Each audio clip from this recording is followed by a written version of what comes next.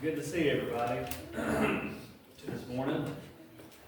We're really hurting for speakers. I think we've gotten to the bottom of the barrel. That's me. This morning we're going to talk about obedience, and specifically when obedience to the Lord and to His will is hard for us to do. We just read there Hebrews 5, 7, 8 is our main text. But more towards the end of that reading, it says that he learned obedience by the things which he suffered. Now, if we go through our lives following the course of least resistance in everything we do, then it'll make us, and just like it makes rivers and creeks and streams, if the water flows in just the path of least resistance, it becomes kind of crooked. So invariably, doing the easy thing is a dangerous way for us to live. And we can't please God if we always do the easy thing, because obeying God sometimes requires doing the things that are not easy. Sometimes obedience is not really obedience. James chapter 2 and verse 10 says, "For whosoever shall keep the whole law and yet stumble in one point, he's guilty of all." So in other words, we can be condemned by the whole law when we violate any part of it. Not just some of the things we want to obey, some of the things we want to follow, but we have to follow all of it. The test of true faith is whether we obey God when it is hard to obey. And it is hard to obey. First thing we're going to look at today is having obedience when I'm not in the mood. If we decline to do the right thing, we simply don't feel like it. And there's all kinds of stuff that we, avoid doing when we don't feel like it. But what kind of commitment to God does that reflect? If we only obey Him and only follow Him when we feel like doing so, it's not commitment at all. What if God was like that regarding us? What if He was like that just the things that He has set up to sustain this world we live in?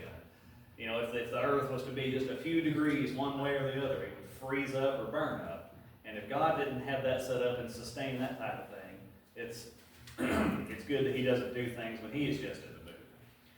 If we're not in the mood to obey God, we need to change our mood pretty quickly. Because we need to resolve ourselves to be instant and ready in and out of season.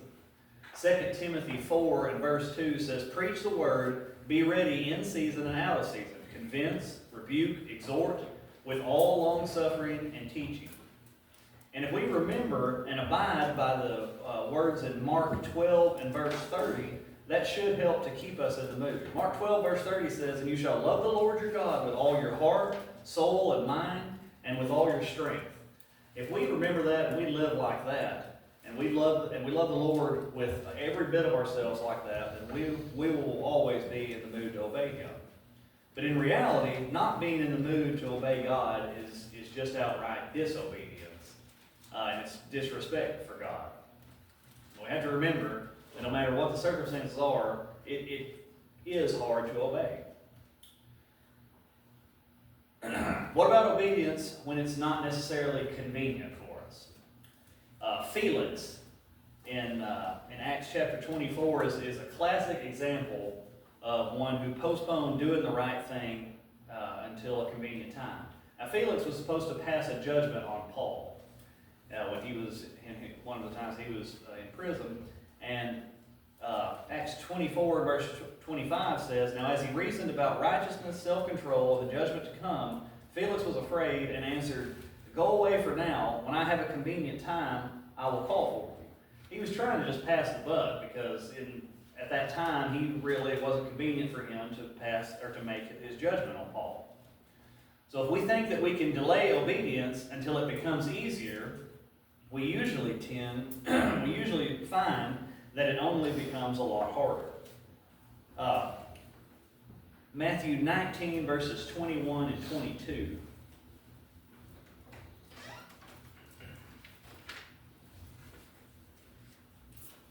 Says, "Jesus said unto him, If thou wilt be perfect, go and sell all thou hast, and give to the poor, and thou shalt have treasure in heaven, and come and follow me.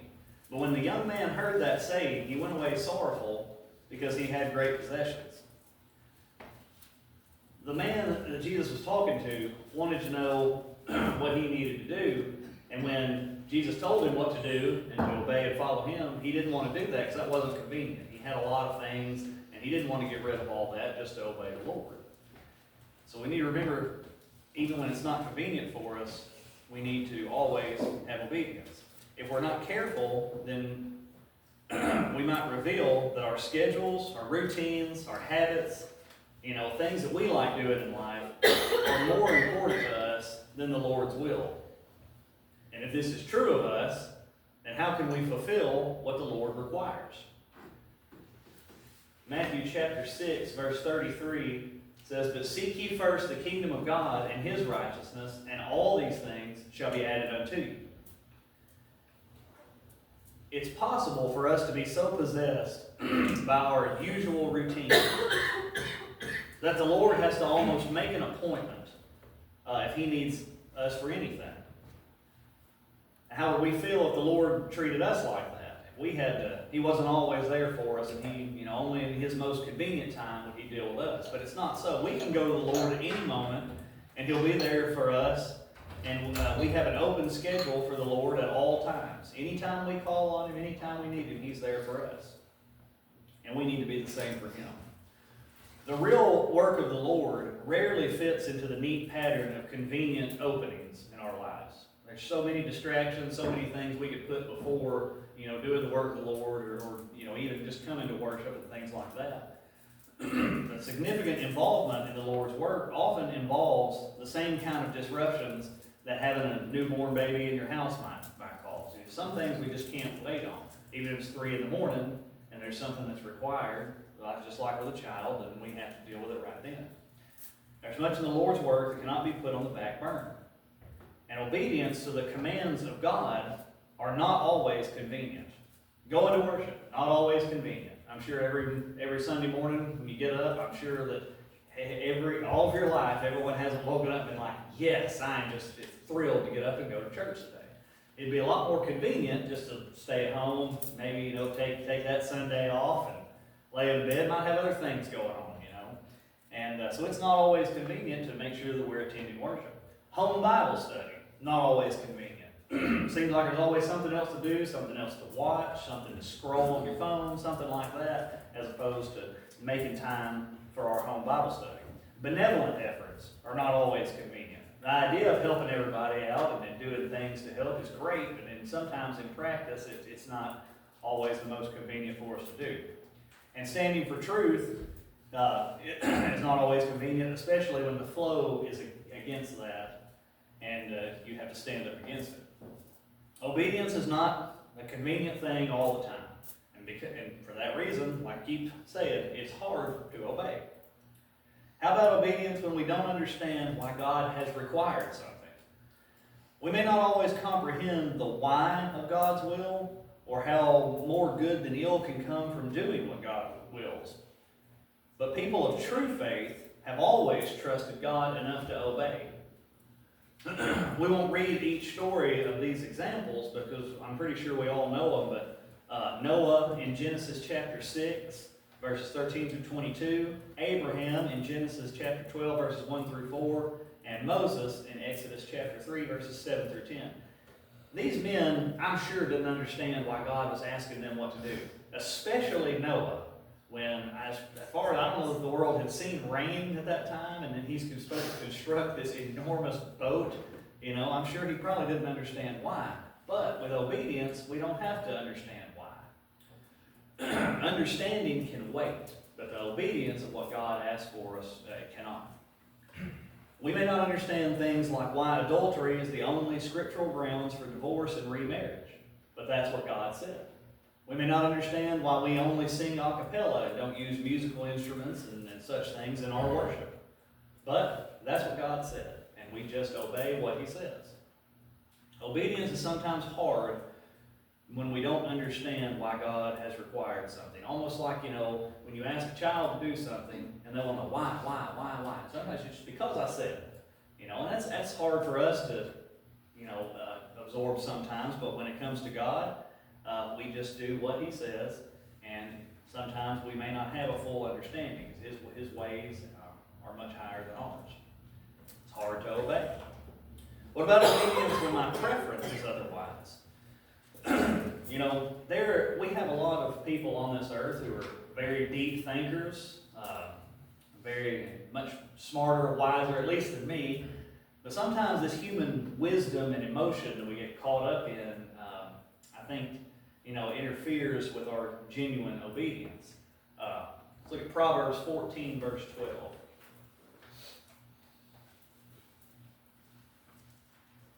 It says, "There's a way which seems right unto a man, but the end thereof are the ways of death." When it comes to opposing, being obedient to God, it may seem right to us. We may have justified in our mind how it's the best way. But like it says here, could be a way leading us straight to death. But again, people of true faith, no matter if it was their preference or not, have always been willing to subordinate their will to God's will. 3 more examples we have. Abraham in Genesis chapter 22, verses 1 through 3. Naaman in 2 Kings 5, verses 10 through 12. And even the Son of God, Jesus, in Hebrews 5, verses 7 through 9. I'm sure that all of these men, especially Jesus, would have preferred not to have to go through the horrible suffering that he went through. But it was God's will that happens, and so he obeyed and did that. It's oftentimes hard to obey God when our preference is otherwise, because it is hard to obey all the time. And the final point we're going to look at in this lesson is obedience when it would embarrass me. And I think that this is one that probably affects us more than anything. We like to use the word hypocrite. And there's a lot of people, especially when it comes to talking about people in church, and they're like, well, I'm not going to go there. There's hypocrites. That word gets thrown around a lot. Mostly to describe a worldly person who comes to church on Sunday morning and pretends to be a godly individual. And that's how, people, especially if they know you and they know you out away from church, and, want to say you're a hypocrite for you come to church, and then as soon as those doors close and you leave, you're a different person. But hypocrite can also describe the person who pretends not to be a believer in order to avoid the risk of others around them displeasure. A couple examples we'll look at here. Let's look at the chief rulers in John chapter 12, verses 42 and 43.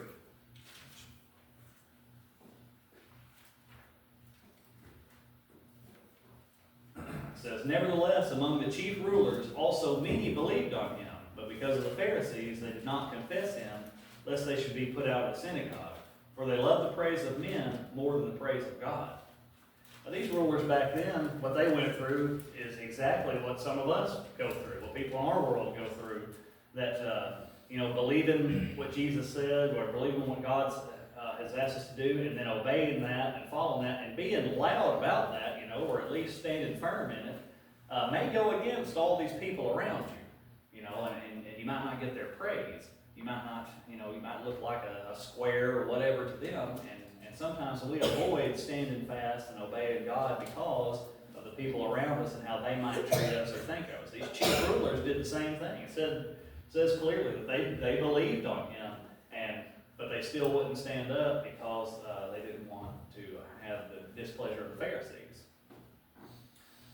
But the greatest example I think that we have in the Bible of this is Peter.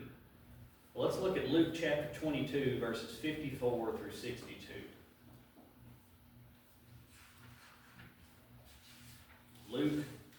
Luke chapter 22, verses 54 through 62.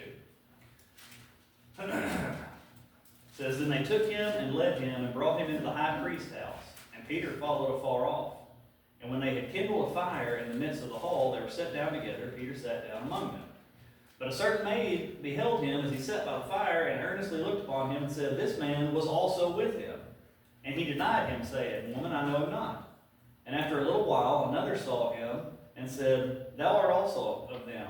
And Peter said, I am not. And about the space of 1 hour, after another confidently affirmed, saying, Of a truth, this fellow also was with him, for he is a Galilean. And Peter said, Man, I know not what thou sayest. And immediately while he spake, the cock crew. And the Lord turned and looked at Peter. And Peter remembered the word of the Lord, how he said unto him, Before the cock crow, thou shalt deny me thrice. And Peter went out and wept bitterly. When this happened to him, and he basically denied Jesus because of the people around him, and he was afraid, he was embarrassed, to admit that he knew him or he followed him, and so he denied him. And then a lot of us may have had any sort of similar incident in our lives, may have known people who have, but the difference is we didn't have Jesus right there with us, and as soon as it happened, look right at us. I think that would be something that would that'd be hard to deal with, and obviously it affected Peter greatly. Also, Galatians chapter 2, verses 11 through 13. Galatians chapter 2, 11 through 13 says, But when Peter was come to Antioch, I withstood him to the face because he was to be blamed. For before that certain came from James, he did not eat with the Gentiles. But when they were come, he withdrew and separated himself, fearing them which were of the circumcision. And the other Jews dissembled likewise with him, inasmuch that Barnabas also was carried away with their dissimulation. So it's basically because, same sort of deal here, when you're more worried about the people who are around you, you may not even associate with certain people because, of what that might bring, people say about you, or what your reputation might be if you do that. The thing is, if it's obedience that the Lord is required, it's something that God has asked us to do, you do it regardless. And you put that fear, that shame, that embarrassment aside, and it's hard to do that, but that's what we're required to do. Refusal to obey the Lord because of embarrassment is really kind of like Peter. It's kind of denying the Lord. It's almost saying like, oh, we don't even know who he is. Let's look at Mark 8, verse 38. Mark chapter 8, verse 38 says, Whosoever therefore shall be ashamed of me and of my words in this adulterous and sinful generation, of him also shall the Son of Man be ashamed, when he cometh in the glory of his Father with the holy angels. That right there should scare us to death if we're at all shying away from obedience to God. Because if we deny him, if we be ashamed of him, if we anyway like that, then when he returns, then he's going to be ashamed of us, and we're not going to be with him in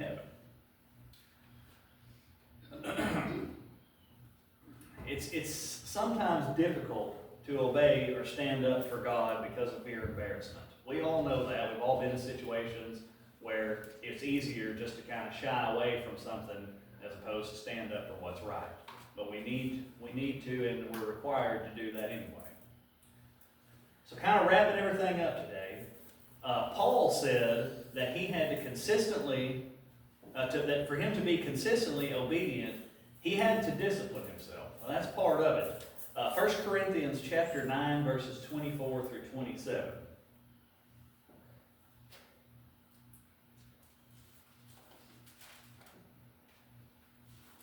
Says, Know ye not that they which run in a race run all, but one receiveth the prize?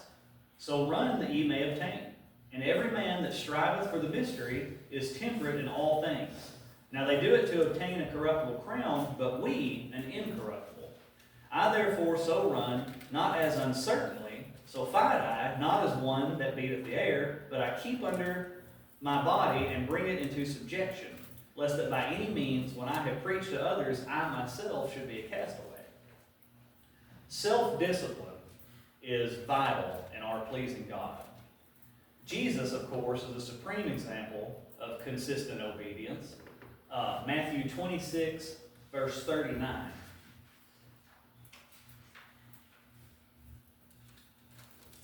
Says, And he went a little further and fell on his face and prayed, saying, O my Father, if it be possible, let this cup pass from me.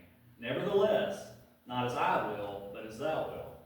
So just like we spoke earlier, and we were talking about when it's not necessarily our preference, even Jesus, if it was possible at all, let me not go through this.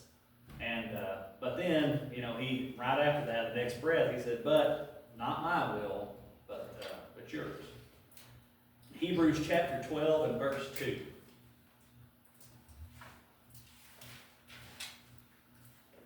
It says, looking unto Jesus, the author and finisher of our faith, who for the joy that was set before him endured the cross, despising the shame, and is set down at the right hand of the throne of God.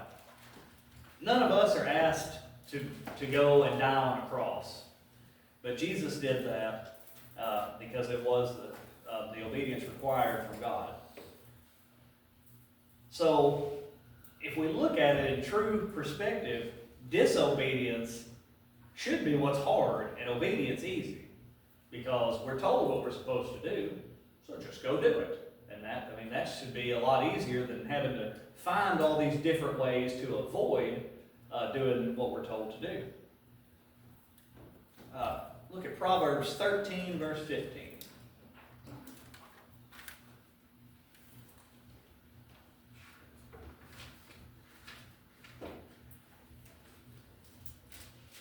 It says, good understanding giveth favor, but the way of transgressors is hard. And finally, Matthew 11, verses 28 and 29.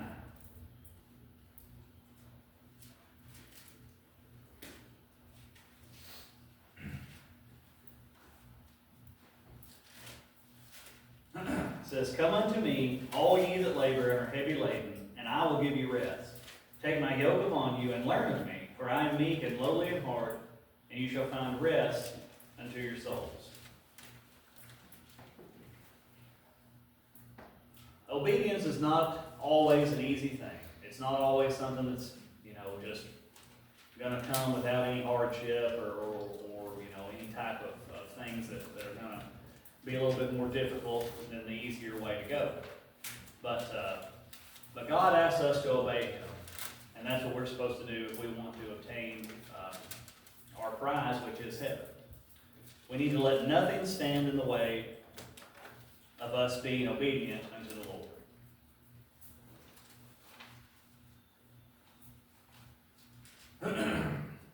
There might be some people here today, there might be someone today that has let things come into the way of obedience. And if so, we always have the invitation open and an avenue to be able to correct that and be able to get back on the right track. And God's always there for us. Not just there when it's convenient for Him. He's always there when we need Him. And so if there's anyone here today who needs Him, if you need to come forward with a repentance or just come forward and ask for prayers, please do so right now while we stand and while we sing. I've wandered far away from God. Now I'm coming home. The paths of sin too long I've trod. Lord, I'm coming home. Coming home. Coming home. Never more to roam. Open wide thine arms of love. Lord, I'm coming home. I've wasted many precious years. Now I'm coming home. I now repent with bitter tears. Lord, I'm coming home. Coming home. Coming home. Never more to roam. Open wide thine arms of love. Lord, I'm coming home. I'm tired of sin and straying, Lord. Now I'm coming home. I'll trust thy will, obey thy word. Lord, I'm coming home. Coming home. Coming home. Never more to roam.